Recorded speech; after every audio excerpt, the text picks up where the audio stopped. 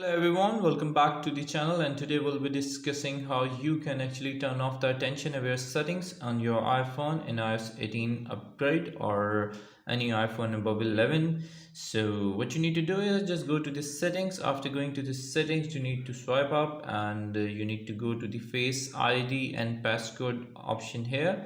You need to tap on it and it will require your iPhone passcode, which you need to provide the iPhone passcode. And after providing the passcode, you need to swipe up, and here you see that there is an option of attention aware feature. You need to disable this settings to turn off the attention aware settings on your iPhone. By doing this, it will turn off the settings, and that's what it is. I hope this video helps you out in disabling the attention aware settings, so it won't be causing any issue related to before providing the attention before dimming the display, expanding your notification when locked, or lowering the volume of some alerts. So I hope this is helped you out. For the next video, please don't forget to like, share and subscribe us, and keep supporting us. Bye bye.